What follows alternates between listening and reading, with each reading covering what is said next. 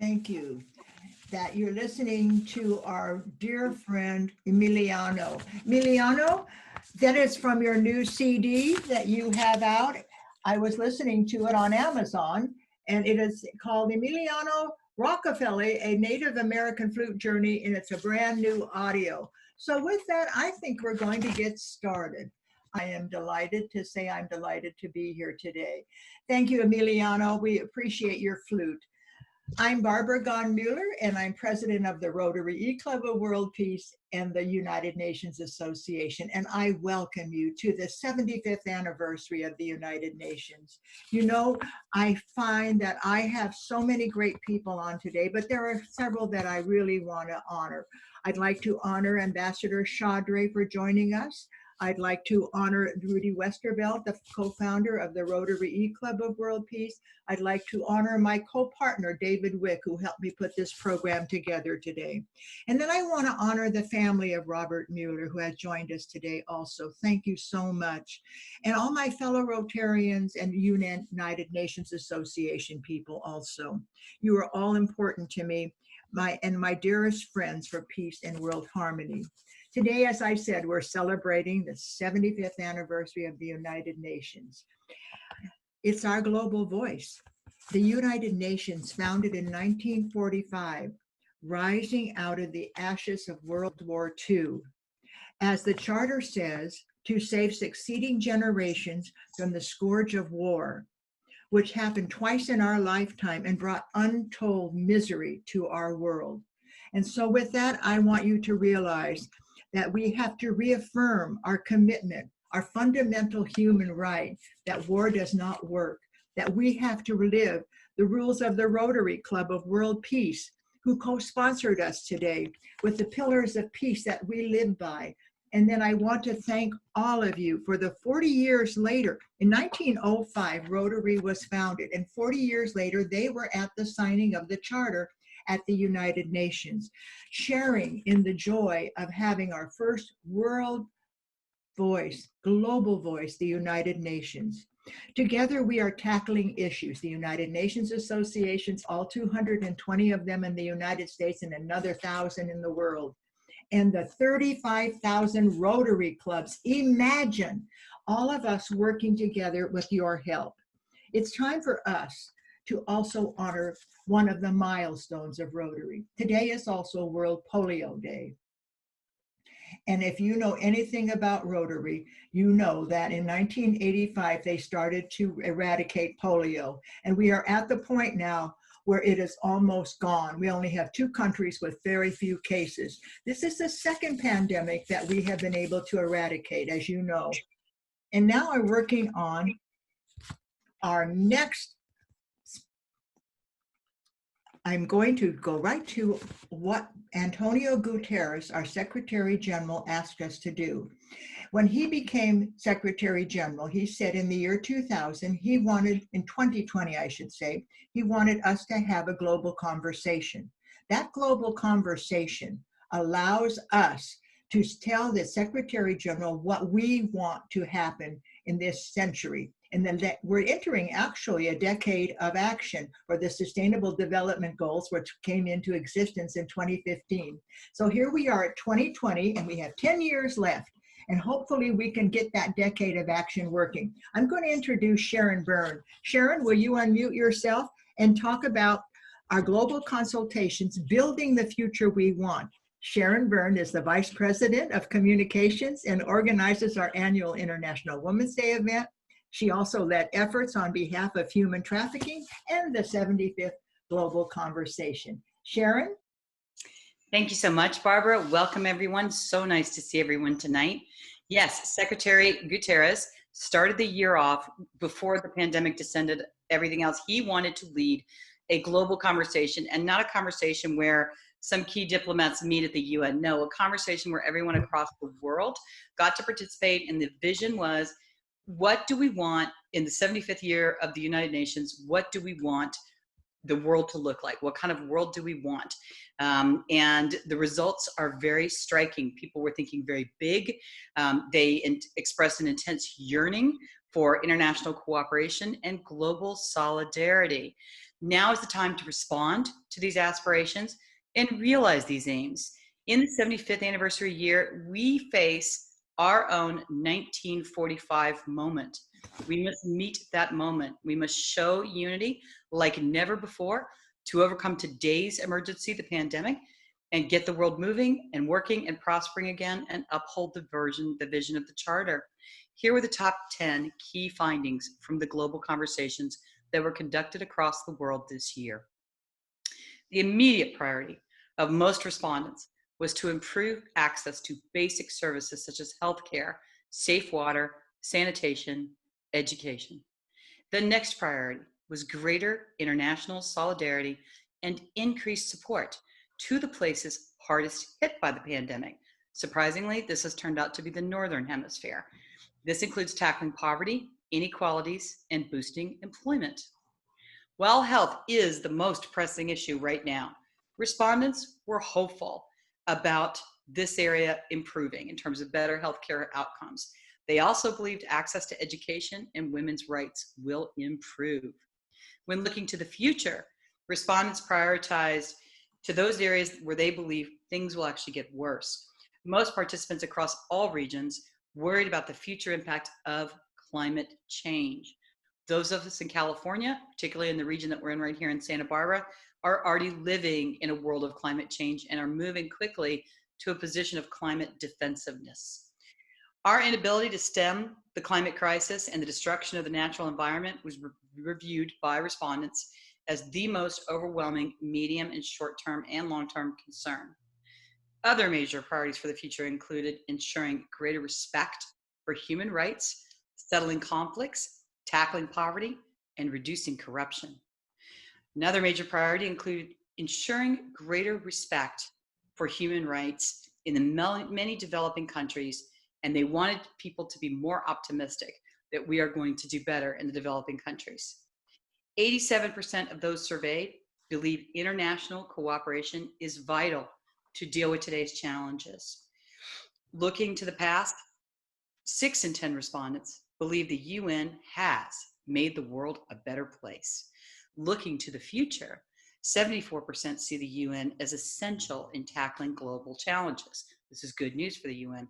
At the same time, over half see the UN as remote from their lives and say they don't know that much about it. So dialogue participants also overwhelmingly called for the UN to be more inclusive of the diversity of actors in the 21st century. They identified particular need for the greater inclusion of civil society, women, youth, vulnerable groups, cities, and local authorities, businesses, regional organizations, and other international organizations. The final call was to innovate in other ways, including stronger leadership and consistency in exercising the UN's moral authority to uphold the UN Charter. There are calls for increased accountability, transparency, and impartiality, including better engagement and communication with communities, as well as strengthening implementation of international programs and their operation. What would our groups advise the UN Secretary General to do to address all these challenges? He should, number one, build on the effort to call for a cessation of armed conflict around the world during the COVID-19 pandemic. He actually made a call that everyone needs to stop fighting and they need to go and fight the pandemic in unity. This was a very powerful call. We would like to see a year without war. We would like to see peace through the disease prevention and treatment, through water and sanitation advances around the world, through maternal and children's health, basic education and literacy, economic and community development, and through environmental climate action. We want to see nuclear disarmament made a priority, and there was good news this week that Russia and the US are moving in that direction. There was also a call for updating the UN Charter to align it with current and future global challenges, giving the Secretary General the authority to enforce UN agreements. Those were the results of the global conversations held around the world this year by people like those sitting on this call. It is up to all of us to make the UN the best organization it can possibly be to serve the needs of the world. Thank you. Thank you, Sharon. Sharon and I led 3 of the 87 consultations that were held in the United States. 87 consultations. I think every state in the United States, as well as Puerto Rico and one other, Puerto Rico, what was the other one, Sharon? Well, anyway, everybody participated, and we were able to send these results to the General Assembly. Now, that's what I call action. Antonio Guterres really wants to make sure that we are heard. And I think this global consultation allowed us to have a voice. And that's a parliament that I want to hear. I want the people power back. Sharon, did you want to say something? Nope, I'm good. I just wanted to give those results. Thank you so much. Now, without further ado, and a very big pleasure to introduce my partner who helped me organize this entire event. And I want to thank all of you who have taken the time to be with us today. Your time is valuable, and I thank you for joining us today, because together we can bring the global voice to our own communities. But I'd like to introduce David Wick. David Wick was my partner. We worked hand in glove to make this happen today. He's president-elect of the Rotary E-Club of World Peace, executive director of Ashland Culture of Peace Commission, director of Pathways to Peace since 1980. I'll tell you a little story. I met Robert Muller in 1994, and I went to a Pathways to Peace program in San Francisco, and I met Eamon Madison. I met David Wick. And all of a sudden, I felt like I was home. And 2 years later, I married darling Robert Muller, and I am so lucky. So with that, David Wick, would you introduce our keynote speaker today? Thank you very much. Well, thank you very much, Barbara. And I'm delighted to be here. And just take a look at the people who are gathered here and the significant peace builders, the years of dedication, the years of inspiration here is fantastic. And Ambassador Chaudhary is a real pillar of peace at the United Nations, as was Robert Muller. And it's a true delight and honor to be here with you, Ambassador Chaudhary, and introduce you. And I can say, from a personal standpoint, that Irene Kai, who's co-founder of the Ashland Culture Peace Commission, we worked very closely with Ambassador Chaudhary in a number of ways. He's been a guide for Pathways to Peace for years, but he's been a real mentor, and it is really global, local work that is being done. And what I'll say about him just scratches the surface of what an amazing person that he is. So let me introduce Ambassador ANWARUL K Choudhury. Is a former Undersecretary General and High Representative of the United Nations and the founder of the Global Movement for the Culture of Peace. Ambassador Chaudhary has devoted many years as an inspirational champion for sustainable peace and development, and ardently advancing the cause of global movement for the culture of peace that has energized civil society all over the world. He has a wealth of experience in the critical issues of our time: peace, sustainable development, and human rights. Ambassador Chaudhary's legacy and leadership in advancing the best interests of the global community are boldly imprinted in his pioneering initiatives at the United Nations General Assembly in 1999 for adoption of the landmark Declaration and Program of Action on a Culture of Peace, and in 1998 for the proclamation of the International Decade for the Culture of Peace and Nonviolence for Children of the World. Equally pioneering is his initiative in March 2000 as the president of the Security Council that advanced the political and conceptual breakthrough leading to the adoption of the groundbreaking UN Security Council Resolution 1325, very important, 1325, in which the Council recognized for the first time the role and contribution of women in the area of peace and security, and the equality of their participation at all decision-making levels. He served as ambassador and permanent representatives of Bangladesh to the United Nations, 1996 to 2001, and as the Undersecretary General and High Representative of the United Nations responsible for the most vulnerable countries of the world, 2002 to 2007. So it's just a delight, and thank you very much, Ambassador Chowdhury, for being with us.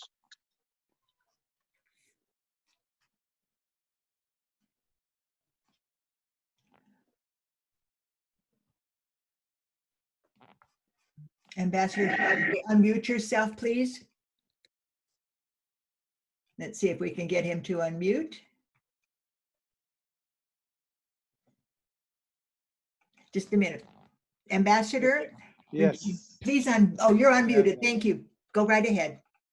Okay, so that was the problem. And Ambassador Chowdhury, we're so proud to have you here. Thank you. Thank you very much, Ms. Muller. And I'm delighted, as you mentioned, by the fact that the family of Robert Muller has joined us, distinguished members of the family. So greetings to them also. Greetings on the occasion of the United Nations Day. This year's United Nations Day is super special, as it also celebrates the milestone 75th anniversary of its creation.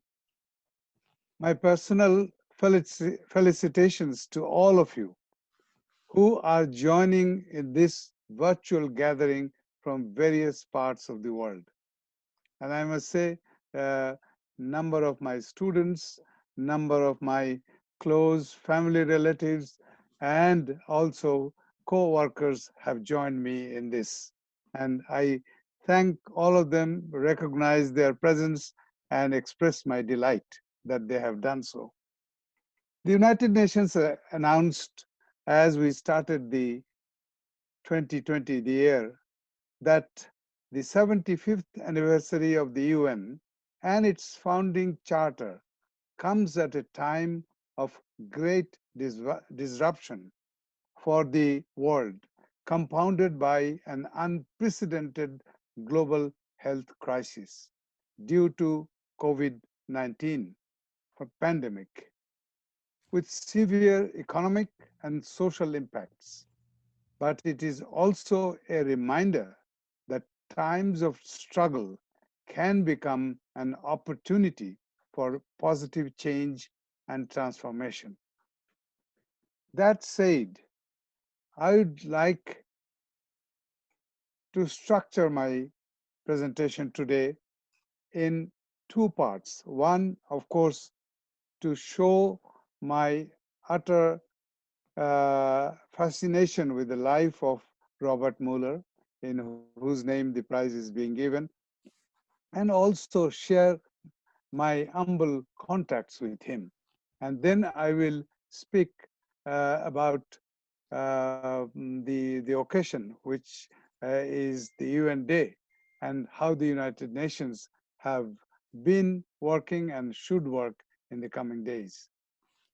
That said, at the outset, allow me to say how honored I am to receive the Robert Muller World Peace Prize on this day of immense significance from the UN Association of USA, Santa Barbara, and the Tri-Counties chapter, under the dynamic leadership of Miss Barbara Muller as its president.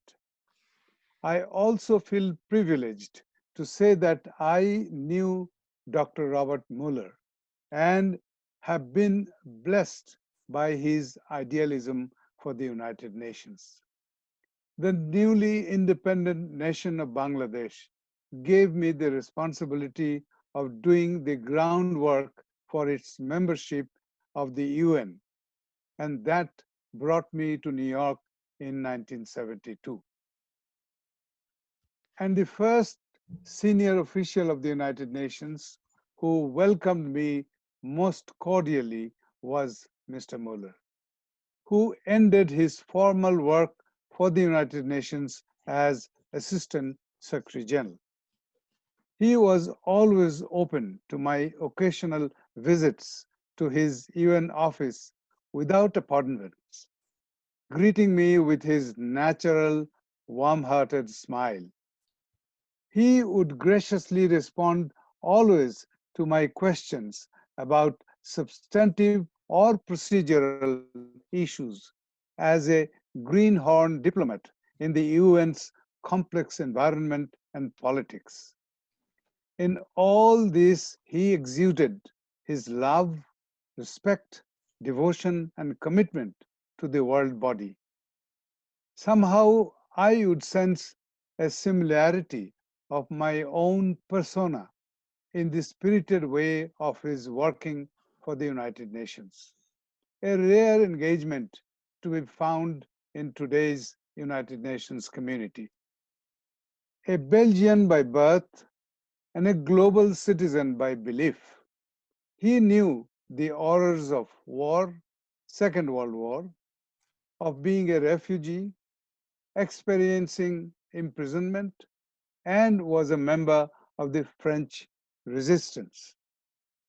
Do I see a similarity of background with my own allegiance to the government in exile of Bangladesh to join the war of liberation for the independence of my motherland, abandoning my Pakistani diplomatic career and comforts?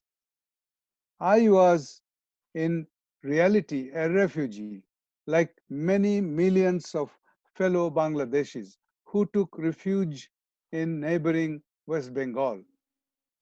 I was, however, not imprisoned, but was sentenced to life imprisonment by a Pakistani court for treason against the country. My apologies for this diversion, bringing my own personal story. I'm sure Bravo. Mr. Thank you. Muller would have loved to listen to this Wonderful. from me.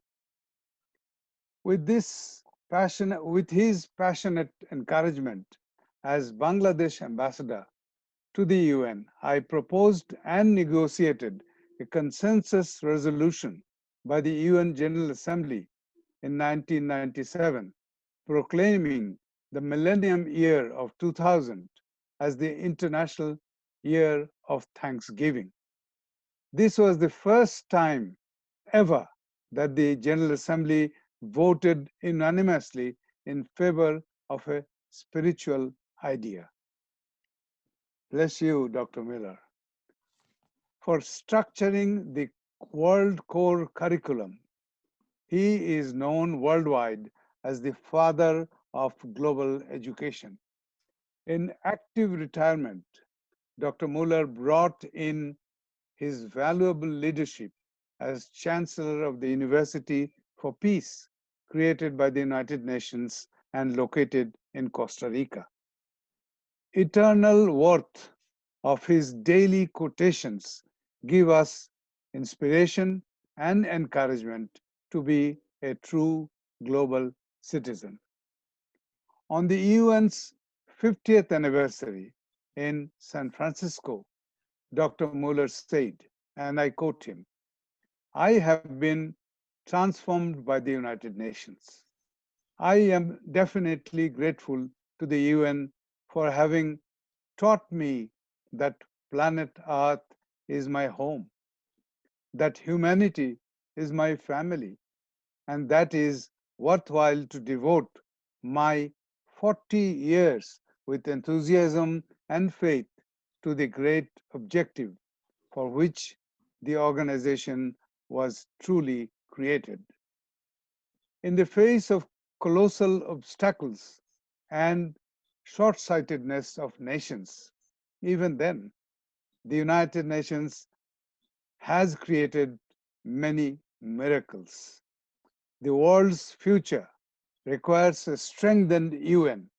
It is now a matter of life or death for our Earth and humanity. End of quote. This quotation is a wonderful opening to the other part of my address this evening on the UN's 75th. In my decades of work for the United Nations, both representing my country as well as representing the organization, I have seen many faces of the world body, positive and not so positive, spirit lifting and also frustrating, focused and determined and also confused and politicized. But the most enduring experience for me about the work of the United Nations in its 75 years of existence has been its contribution to making a difference in the lives of the millions of people of this planet.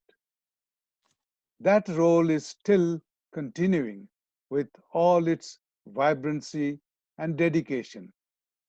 And that role is the essence of the work of the United Nations as it operates in today's ever globalizing world with all its uncertainties. Over the years, the United Nations has been tested time and again by conflicts, by humanitarian crisis, and by poverty and deprivation. But it has always risen to live up to the challenge in a determined and inclusive way, playing an important and often crucial role. It has been called the indispensable common house of the entire human family. Respected world peace leader and philosopher, my friend Daisaku Ikeda, calls it the parliament of the humanity. The speed and extent of changes in today's world underscores the absolute need for a global body as the United Nations to help the world address the complexities and challenges that we face. Let us not forget that the UN handles much more than just peace and security. It is worth reminding us that without attracting attention, the United Nations and its family of agencies are engaged in a continuing gigantic endeavor against enormous odds to improve every aspect of people's lives around the world. Survival of millions of children and their development, broad-based environmental protection, forward-looking health and medical research, eradication of poverty and grassroots level economic development, improved agriculture and fisheries, universal primary education, family planning, emergency and disaster relief and preparedness, organized air and sea travel, peaceful uses of atomic energy, labor and workers' rights, as well as human rights in all areas for all people. To name a few major areas of UN's activities that touch the daily lives of millions. The UN helps people in the developing world not only to face the challenges of development, but builds capacity in them to make their own efforts sustainable. Also, for the last 20 years, the United Nations is pursuing the objective of individual and collective transformation of the culture of peace efforts through its declaration and program of action. At the same time, it is worth remembering that UN's norm-setting role covers such broad range of areas. In addition to being universal and impartial, the ability to adapt itself to new realities has made the UN take on the challenges of the new century in a comprehensive manner. Firstly, it has been making every effort to make the world body more participatory through greater involvement of civil society and the private sector, both at national and global levels, as real partners in development. An increased attention is being paid by the UN to participatory democracy and good governance, focusing on accountability, transparency, and elimination of corruption. Human rights, in particular, those of women and children, are attaining increasingly higher priority in the work of the organization. The UN electoral assistance to the scores of countries and its monitoring of the elections and many others have been and continue to be a special responsibility that the world body proactively assumed in recent years. The organization's operational ability, preparedness to respond to emergencies, particularly natural disasters, have increased manifold. The peacekeeping operations have been transformed in a major way to handle the complexity of the situations. An undeniable role and relevance of the UN in the present time is its capacity and potential ability to tackle what my dear friend and colleague, Secretary General Kofi Annan, used to call the problems without borders. Be it terrorism or drugs, be it small arms or human trafficking, be it HIV/AIDS or COVID-19, be it global warming or money laundering, be it aging or disabled or migration, you need a mechanism like the UN to address complexity of these challenges. The wide-ranging partnership that you need to forge to take broad-based action can be only secured due to credibility of the world body. The international community has reached a fork in the road. One path is to resign ourselves to the idea that an effective multilateral system is beyond our grasp, with the potential for reversion to the kind of dangerous, anarchic world order that the United Nations was set up to improve upon. The other path, also rocky, but considerably more hopeful, leads to global solidarity based on shared doctrines and commitments, on oneness of humanity, and on a global security architecture that has a chance of commanding the respect and adherence of all states. In my personal association with the application of my country, Bangladesh, for membership of the United Nations, and since then, my 48 years of involvement in its collaboration with the United Nations, I can affirm with great pride that Bangladesh's transition from a totally war-ravaged fledgling nation in 1971 to its present respectable standing in the Committee of Nations has been possible mainly due to the strong support of the United Nations. Every aspect of Bangladesh's development scenario reflects the stamp of the United Nations.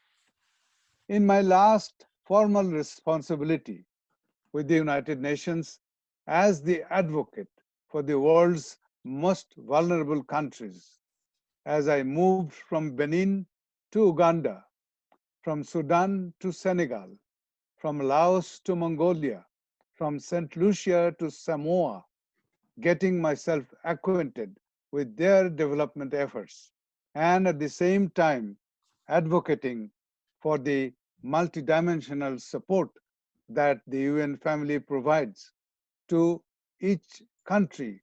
I was amazed each time that UN has made such a real difference in the lives of their peoples and to the humanity as a whole.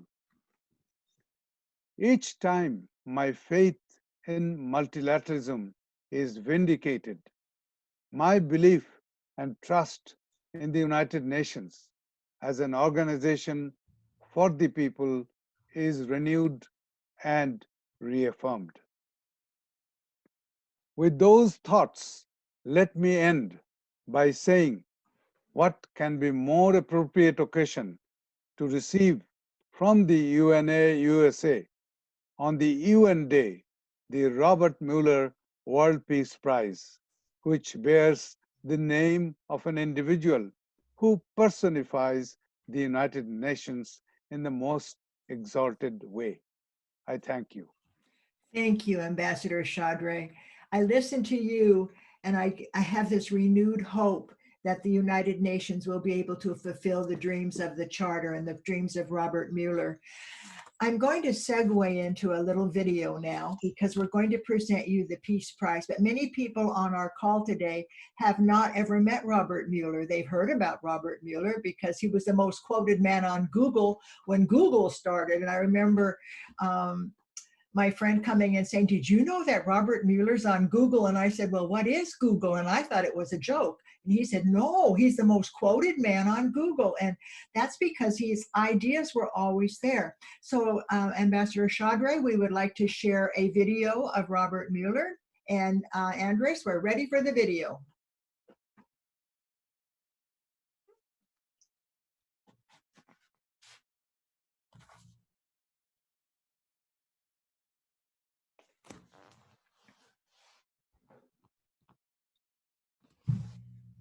No sound, Andres. Got to get the sound.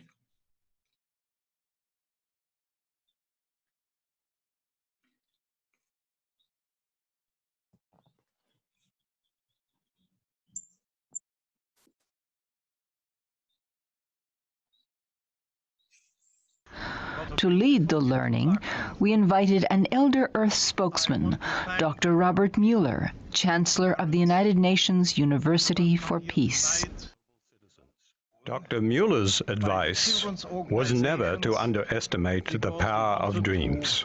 I had a dream of a worldwide celebration of the year 2000, and this dream now is becoming true. To you young people, I would like to give you 3 of my advices from my own life. The first one is to have a vision, like Desmond and Jerry. In Costa Rica, in my little farmhouse, I have a bench of visions, which was inspired by them. And in the morning, I go to this bench of visions to look at the sunrise, beautiful sunrise, and to have the vision of a world where there will be peace. So I'm going to have another dream, namely to play the Ode To Joy here in this beautiful library, and that's what you're going to hear.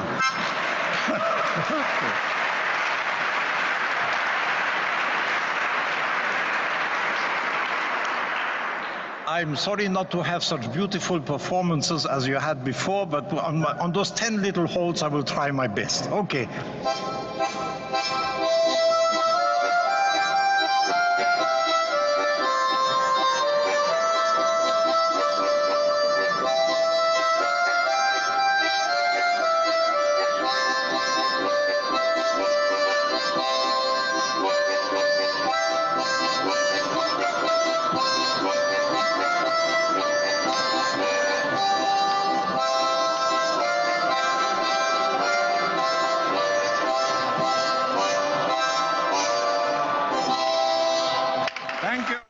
The future of this planet is totally in your hands. It was not in my hands.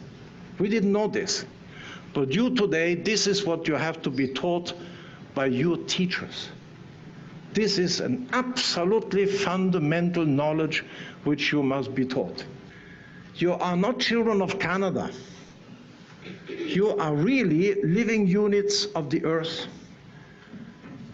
You are living units of the cosmos, because the earth is a cosmic phenomenon of our solar system.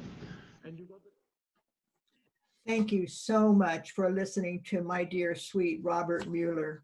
He passed in 2010, and I have been carrying on his work, and it brings tears to my eyes. He always said he did a good speech if he felt he did a good speech if he cried. And as I listen to him, I think that's what he always causes us to do. He opens our hearts. Now, you heard Dr. Muller mention Desmond Berghofer. How beautiful for us to have Zoom. I'm bringing Desmond Berghofer into our meeting today. He is going to introduce the Robert Muller Peace Prize. The second one, the first one was given to Ted Turner, and I'll tell you more about that later. But tonight it's our time to honor Ambassador Chaudhary. Desmond, please tell us about Ambassador and the 2020 World Peace Prize. Desmond is a Visioneer. He has the book. He's the author, Visioneer, a courage story about belief in the future. His co-creator for the Visioneers is Dr. Geraldine Schwartz. The International Visioneers emanates from Canada. Without further ado, thank you, Desmond, for joining us today.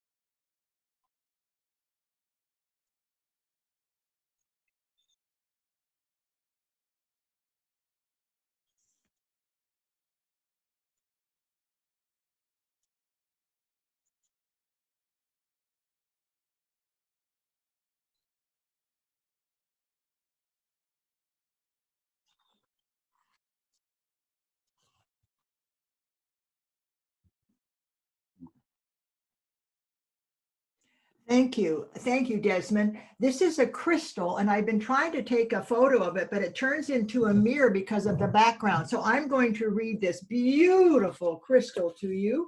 It says, Robert Muller World Peace Prize to honoring Ambassador ANWARUL K CHOWDHURY, United Nations Global Peace Leader. With this beautiful crystal, we are honoring a man who had a vision to spend 48 years and continues at the United Nations. And that is the reason why we bring the Peace Prize from Robert Muller. The last one was given in 2016. 4 years it took us to find somebody who was really living the joy and living the work that Robert Muller started at the United Nations. When we gave the award to Ted Turner, it was because he went to the United Nations and he said to Robert when he was the Assistant Secretary General, now what do I do? I have won the World Cup and I need to do something for the world. And Robert said, well, I asked the Secretary General to do global news, but he said he couldn't do that. Would you go home and do global news? What do you think happened? I'll give you 2 hints. CNN. That happened in Robert's office. Robert always said when somebody would come to him, and if enough people mentioned one topic, he opened a file. And would you know, this happened for the World Food Program. Think about this a minute. The World Food Program was created in ECOSOC, the Economic Council. Did they give Robert credit? Doesn't matter. The United Nations is for all of us. Just think of the millions of people whose lives have been changed because of the World Food Program. Robert always said, I'm sorry, Ambassador. Yeah, that's right. And that's exactly why they got it, because they know the good work that this happens. Thank you, Ambassador. Robert Muller always said, you can die, but your dreams won't. So his dream was that we would have every person fed before they went to bed. A simple dream. And so that's what the world, I'm going to cry right here in front of you because he made me so aware that the world needed us now more than ever. And so with that, I'm going to open up the floor to some of the young people today. We have people in our office and in this Zoom meeting who are amplifying examples of what we need to do today. I'm going to first introduce Betsabi. Betsabi Rena is a Pathways to Peace youth representative to the United Nations. UNICEF Latin America Caribbean youth mentor, extensive international experience, and she has a goal to all so that she can bring awareness and propose solutions for regions afflicted by religious conflict. Without further ado, Betsabi, I'd like to open the floor to you. And she's going to answer 2 questions, as all our youth are. What does the UN mean to me? And what can we do to support the UN and humanity? Betsabi? Thank you, Barbara Muller. My name is Betsabi Reina. As she presented me, I'm a Pathways to Peace delegate or representative to the United Nations. First of all, Excellencies, Ambassador Chowdhury, distinguished ladies and gentlemen, I'm honored to be here today on the 75th anniversary of the United Nations to address how inspiring it has been to be a part of the United Nations for the last 3 years now. By general definition, the United Nations is an international organization committed to maintaining peace through social progress, global relations, peace and security, and the list goes on. Some may not know about what the United Nations really does, and for others, it serves as a true beacon of hope. For me, it means continuously embodying courage and purpose. I saw death out on the streets and pain and struggle within homes at the age of 16 years old. It was hard and burdensome. No human on earth should live with feeling like they need to flee their homes to feel safe and have quality of life. That year in 2012 was when I found my calling and made a decision to dedicate my life for the sake of others, working with migrants and refugees for the last few years now. I've thought about how I can better serve the United Nations and the rest of humanity. I've learned that life is not my own, but as long as I have this platform, I will reach to give the vulnerable and marginalized in all nations an opportunity to be seen. I will continue to break the cycle of materialism by being vulnerable myself and connect to those who feel disconnected from the world. Attaining peace and security is my purpose to live out and my hope for all. Today, in celebration of the 75th anniversary of the United Nations, I ask each and every one of you to affirm the principles of which the United Nations stands on and begin, if not start, to work with others to strategize, building, and maintaining peace right now and forever. Thank you. I just have to applaud you. That is so fabulous. And you are the youth representative to the United Nations for Pathways to Peace. How lucky the United Nations is to have you. I would like to now introduce Andres. Andres is this ambassador for the Sustainable Development Goal number 16. They are now having youth ambassadors implement each of these Sustainable Development Goals in this decade of action. He also is a Gen UN Secretary and Social Media Director for the UNASB.org. Andres, I am so honored to have you speak about what does the United Nations mean to you and what can we do to support the UN and humanity? Thank you. Thank you, Barbara. I would like to thank you all for the opportunity to speak at this, at such an important event, such as this one, and about such an important issue as the United Nations in our society today. Like Barbara said, I represent the United Nations Association as a Sustainable Development Goal Ambassador for Peace, Justice, and Strong Institutions. And as a young person, it is often easy to forget that the world that existed before the United Nations was founded. A world where international cooperation and communication was not the norm, and a world where no political entity could tackle the issues that affect our humanity. Our world today faces a new set of unprecedented challenges that require us to think about out of the box with our friends in other countries to find innovative solutions to these global issues. Unfortunately, we're living at a time when the need of collective action is more urgent now more than ever, and the support for global cooperation is at risk. Support for cooperation is flagging, and in many countries, the public trust in traditional institutions is in decline, and the relationships between countries are under strain. So now more than ever, dialogue and action on global issues could not be more urgent. We are living in one of the most consequential crossroads in modern history, and the UN is facing these complex challenges in the midst of a very hostile political climate in which some prominent politicians are questioning the importance of the United Nations and its work. I would like to say that the United Nations, to me, it's indispensable to maintain peace in our world and continue to work in areas that are unfortunately suffering from long wars and conflicts. Whether it is standing up for human rights, eliminating extreme poverty, and putting an end to human trafficking, or combating climate change, the United Nations is working to build a brighter future by confronting the planet's most complex challenges, but it cannot do it alone. To support the UN, I think it's vital to become activists on behalf of the United Nations Sustainable Development Goals, the Decade of Action, and continued funding for the United Nations and its programs. These are the core values that we share at the United Nations Association. I would like to encourage you all to join this movement of individuals who want to protect the core values that make the United Nations and the international system survive in the midst of these challenges. With having said all that, I would like to end this with a quote from Eleanor Roosevelt. I think it's a quote that highlights the importance of local activism in support of human rights and peace. The quote goes like this: "Where, after all, do universal human rights begin? In small places, close to home, so close and so small that they cannot be seen on any maps of the world. We can make a difference. I believe we can make a difference, and sometimes all it takes is to believe in the power of change." Thank you. Oh, Andres, another fabulous. You give us so much hope. And just when we can hear one more beautiful word from these young people, here comes Kakashan Basu. I have never met a woman who can do more for the future of our world.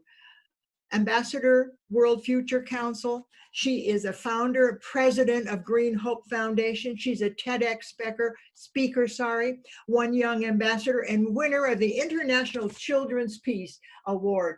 Without further ado, Kakashan, tell us what your dreams are for the UN. What does the UN mean to me, and what can we do to support it? Thank you for joining us.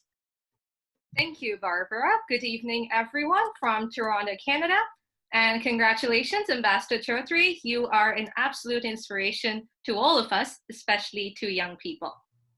So my first experience with the United Nations was in 2011, when as an 11-year-old, I was invited to Bandung, Indonesia, to share my work as a child environmentalist at my first United Nations conference.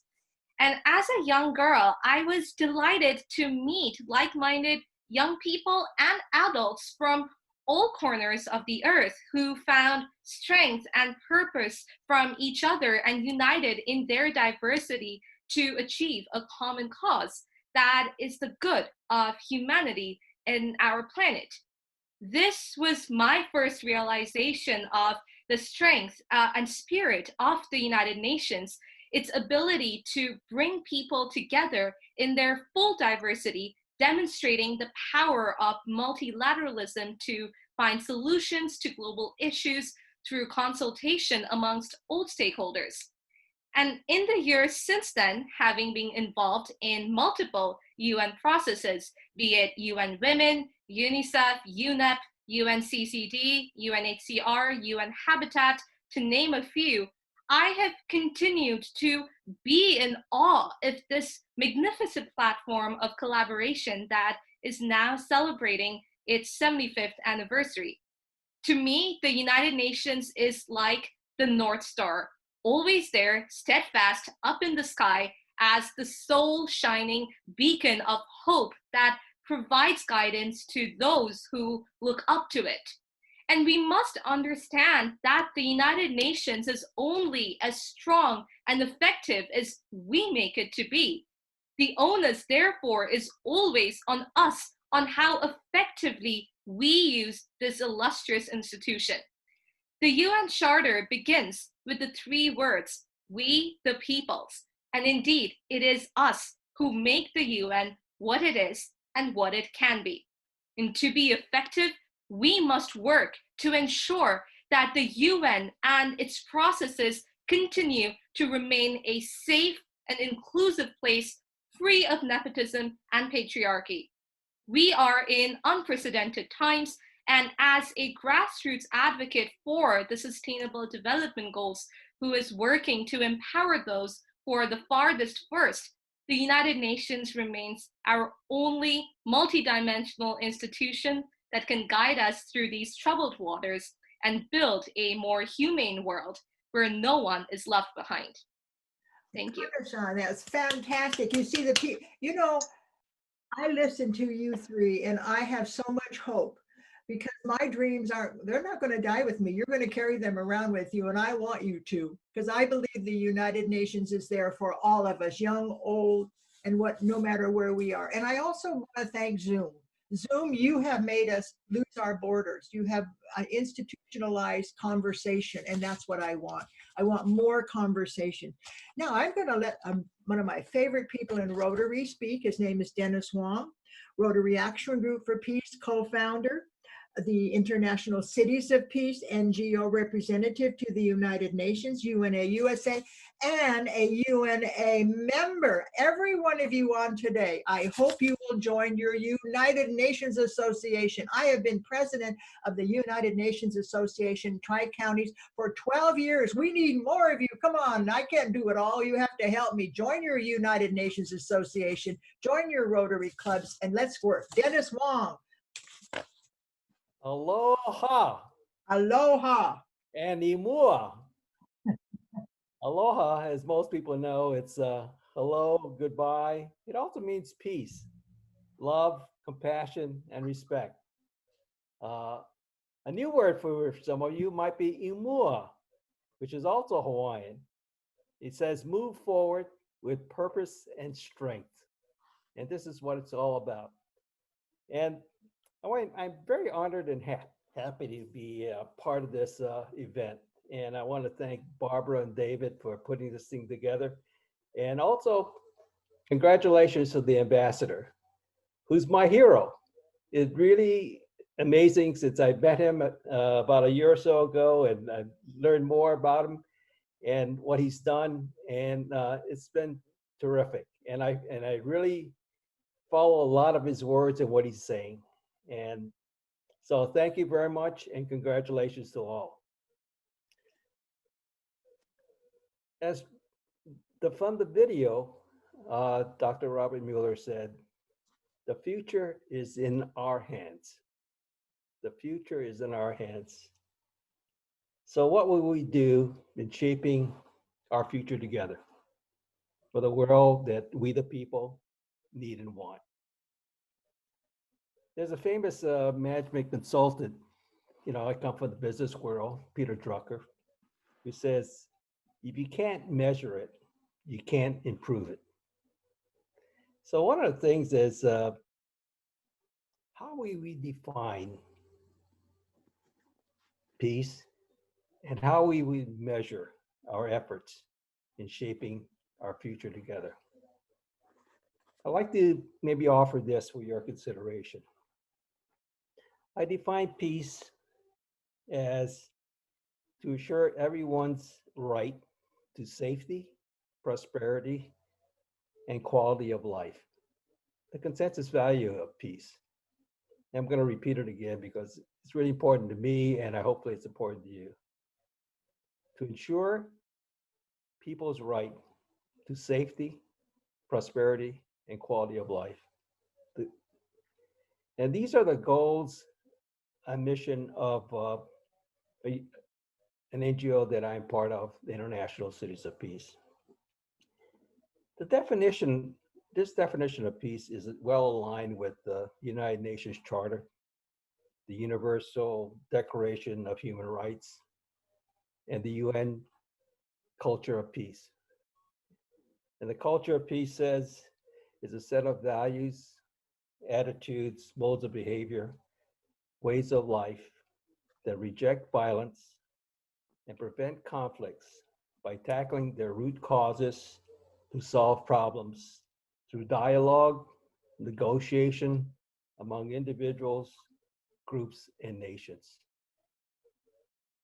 This definition of peace also fits well within the Rotary world. The object of Rotary, the advancement of international understanding, goodwill, and peace, as well as our Rotary Code of Conduct, which says to use my professional skills through Rotary to improve people's quality of life in my community and in the world.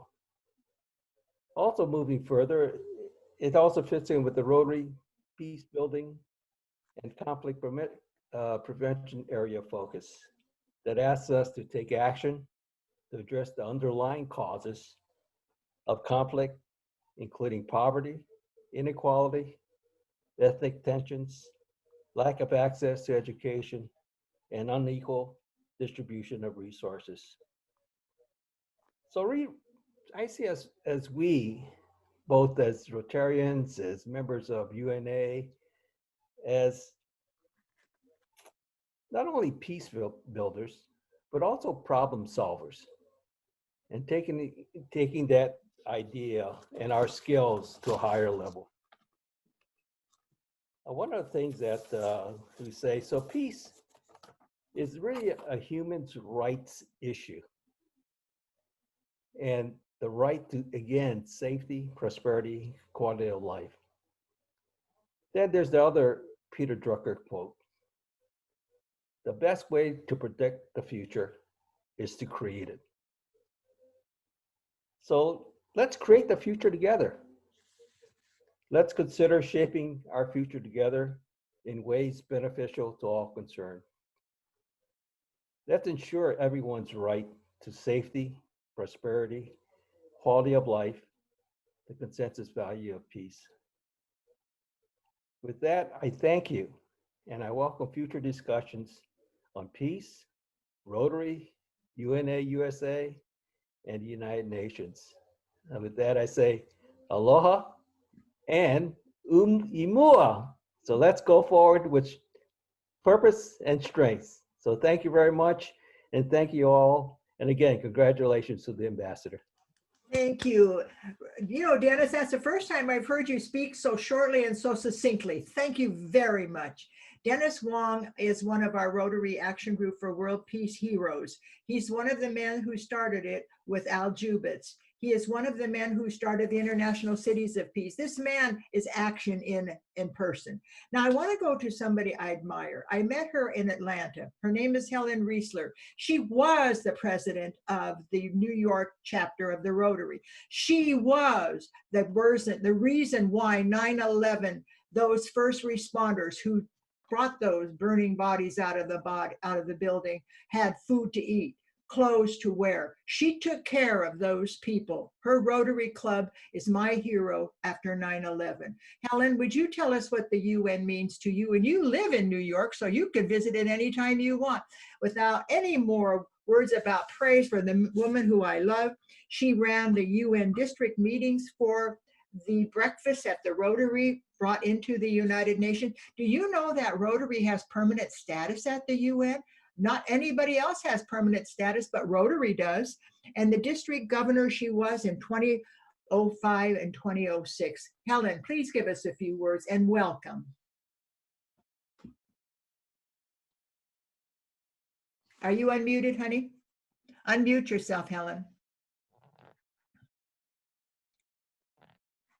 Thank you for reminding me. Thank you, Barbara. It's a pleasure to be amongst such meaningful people. And I'm getting to know your wonderful husband better and better. I didn't know him in person, but without realizing it, I'm carrying forth his vision by I speak internationally to all the global model UN conferences, to the younger generation, carrying his vision without realizing it. Thank you. I feel quite privileged to have had the coveted role as a Rotary representative to the United Nations, having been appointed by 10 consecutive Rotary International presidents. Having been privy to the recurring dialogue concerning the questionable effectiveness of this institution, I finally had the opportunity to glimpse the reality. Most people do not realize that although the media reports what happens in the Security Council and the General Assembly, this only represents 20% of the UN's work.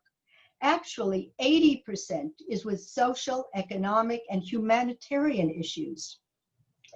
Over time, the influence of non-governmental organizations at the UN has increased as issues of the environment, health, education, and human rights have taken over a large part of the agenda. The annual Rotary UN Day that my team coordinated was a unique and popular showcase for highlighting the many ways Rotary helps to actually help solve the problems that confront the United Nations through the Sustainable Development Goals. I actually brought Rotarians and Rotaractors in from around the globe to present their successful project results. What about polio? Can you imagine how many people around the world would be suffering the effects if not for Rotary's working relationship with the World Health Organization and UNICEF? And so much more. Although it's not devoid of some flaws, and neither are we, and neither is any other institution, this multicultural institution that has survived 75 years is essential going forward. So I wish the United Nations 75th anniversary that will be wonderful into the future, and hopefully we'll have 75 years more. Happy anniversary, UN. Thank you, Helen. Thank you, thank you. Helen, I read about her in the Rotarian magazine because she talks about these meetings that are held annually at the United Nations with Rotary. And it's just a pleasure to have both you and Dennis representing Rotary today. There are many Rotarians on, and I wear my Rotary pin for world peace, because I believe that Rotary is that vehicle that will take us to peace on the planet, as well as each of you who are on today. We have David Wick asked the group called Playing for Change. Have you heard about them, Playing for Change? They are a group of international people who sing one song in common, but it goes all over the world, and we have musicians from all over the world. They asked us, David Wick asked them if we could have a music interlude, and then we're going to close with a message from Secretary General Antonio Guterres. But I'd like to have us have a moment of happiness and joy and be the change that they're singing about in this video. Andres?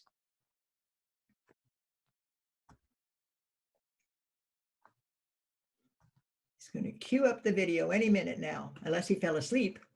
And if he fell asleep, we're going to give him one more minute. I'll send him a text message. Oh, there he comes. There he comes.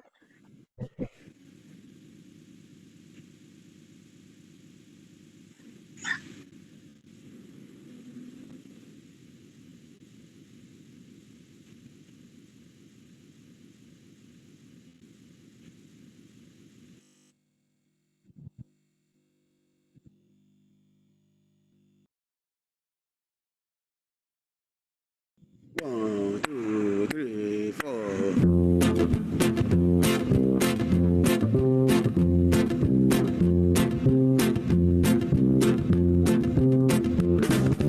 Freedom and justice is the melody that let us shine on.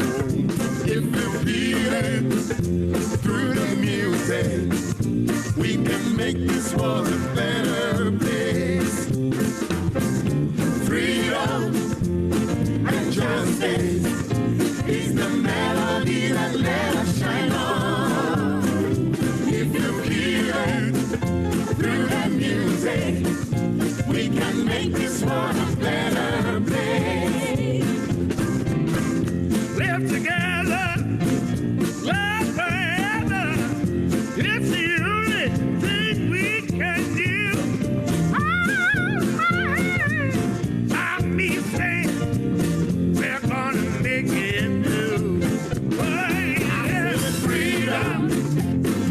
Justice is the melody that let us shine on.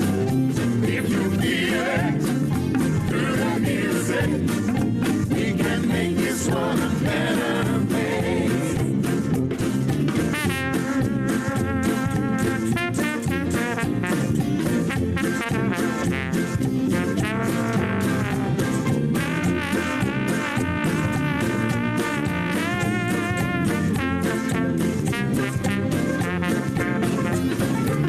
Amerikan, de man är ner på Don Pen. ASEAN, Européen, de man är ner på Don Pen. Salut, salam, shalom, salut, salam, shalom. Noir ou blanc, rouge et jaune. Nie pe bokiem, nie pe yale, nie bon. Nie pe bokiem, nie pe yale, nie sac.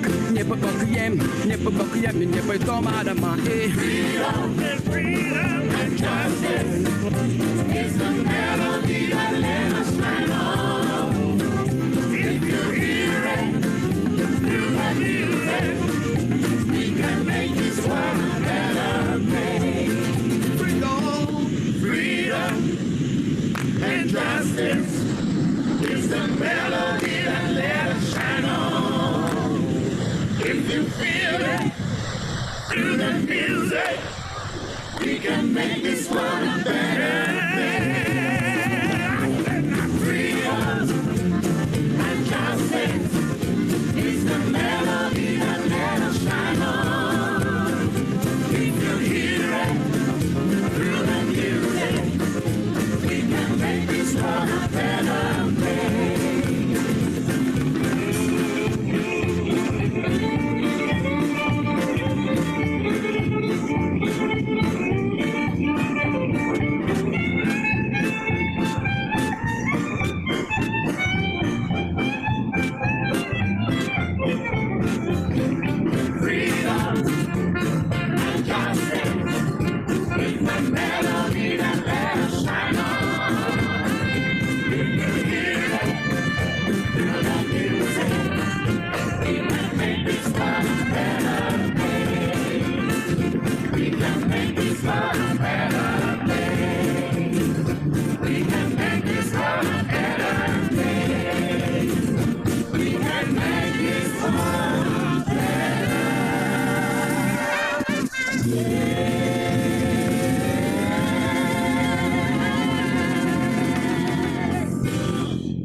fabulous, fabulous. David Wick, thank you, thank you, thank you.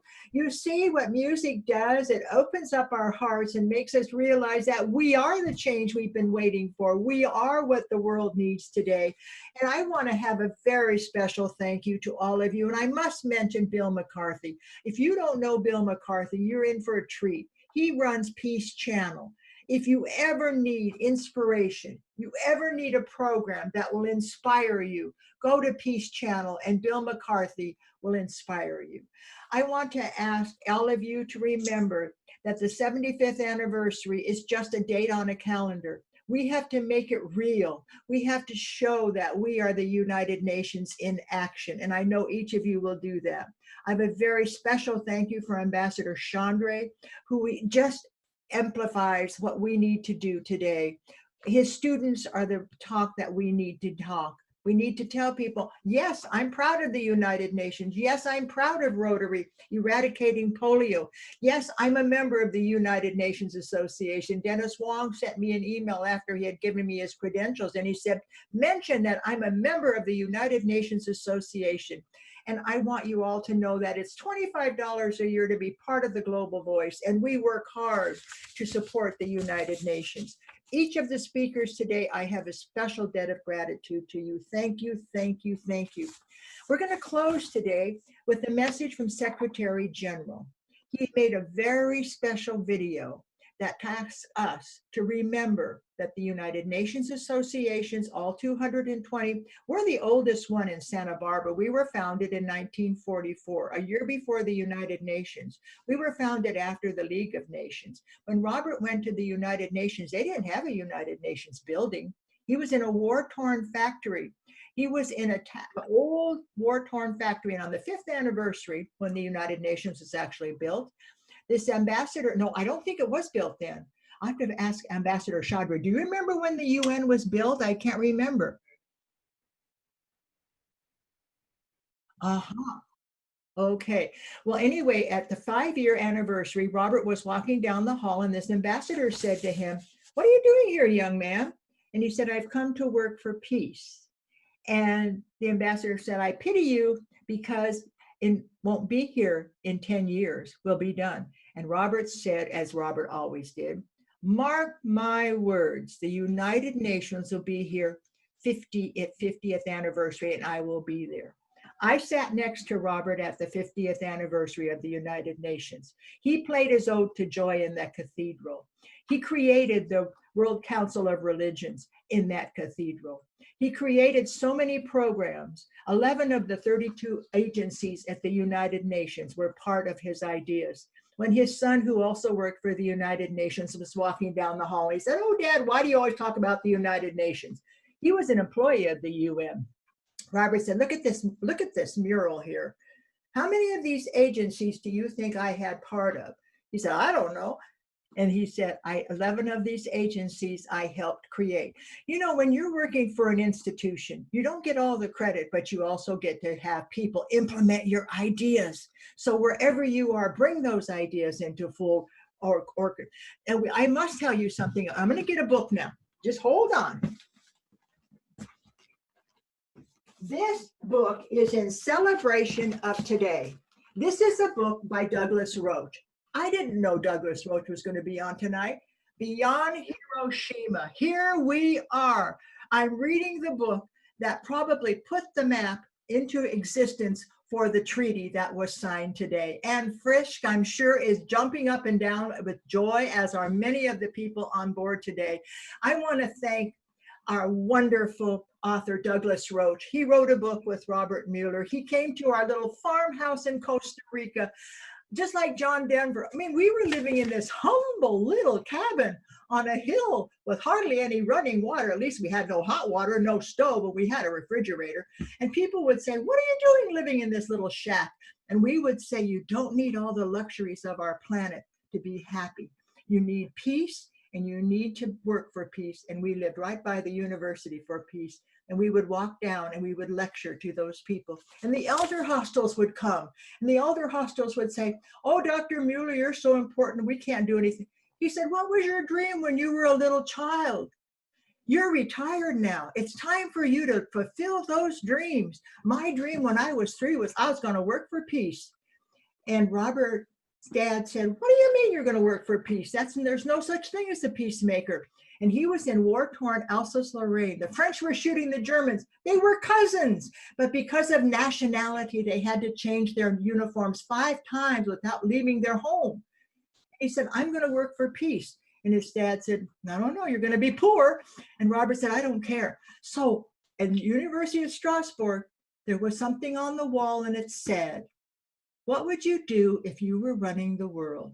And he said, and I'm going to answer this. The United Nations of Strasbourg's reward was whoever won the contest would be given an internship at the newly formed United Nations. And I'm telling this to the young people. Don't underestimate what your words can do. That day, he wrote that essay, forgot all about it. 2 months later, there was a knock on his door. And then, they were always afraid somebody's going to come and arrest him for some stupid thing. And his mother answered the door, and the man said, is Robert Muller here? And she said, yes. Why do you want him? Oh, I'll tell him, just to get him. So Robert comes down. What do you want? Well, you just won the contest. What contest? How you would run the world. And you just got a trip to the United States, and you are now going to be an intern at the newly formed United Nations. Imagine, Robert knew no English. He knew 5 languages, but none of them were English. And he set foot in the war-torn factory and began his career in the United Nations. And when he was offered a job, about 30 years into it, to work with somebody on a very big major project in business, he said, nope, I have to stay at the United Nations. That's where my heart is. And that was my dream, to work for peace. And so many ambassadors today, when I meet them, say to me, I remember Robert Muller. He was always telling me I could work for peace. So with that, I want to thank all of you for living your dreams.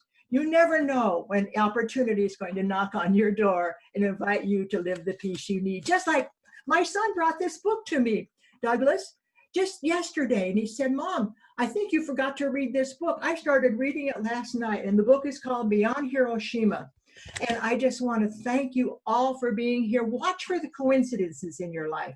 You're going to be absolutely startled by how many things come together so that you can live the life that you've been imagining. Okay, Anders, would you give us the Secretary General's final words? And Ambassador Chaudhary, what a pleasure to have you here. And it's an honor to give you the 2020 Peace Prize. Okay, Anders, cue it up.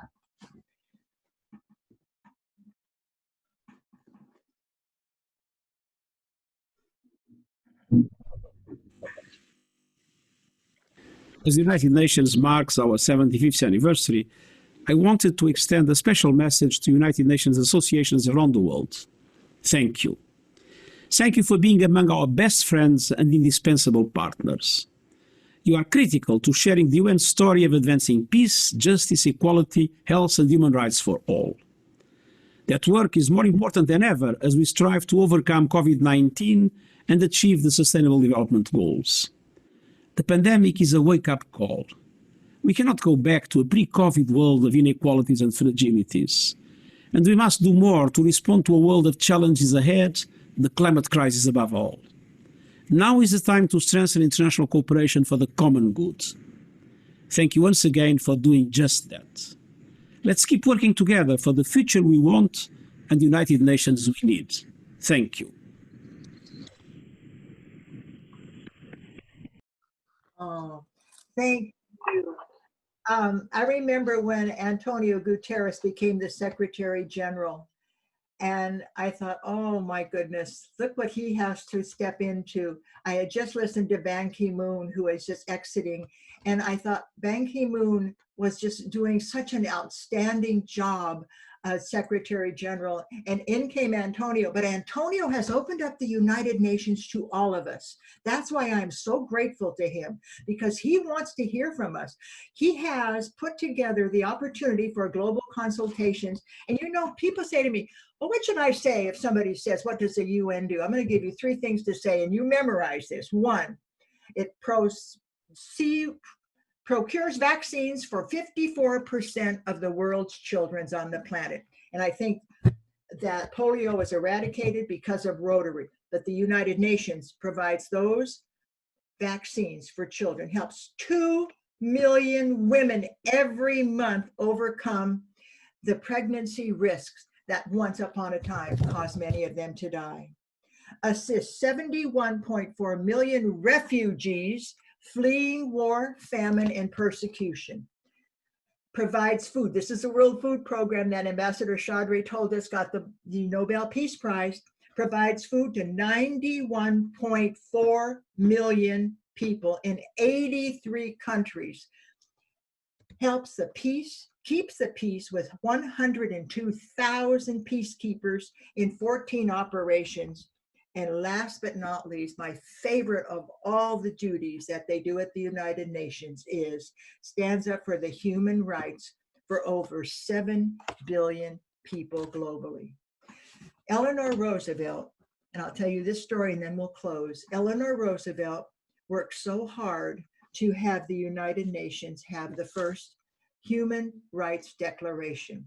That Human Rights Declaration allows us all to have the right to peace, freedom, and now we have the Sustainable Development Goals, which are going to be implemented by 2030. But go back to the human rights. Our United Nations has had events focusing on the human rights that we all have.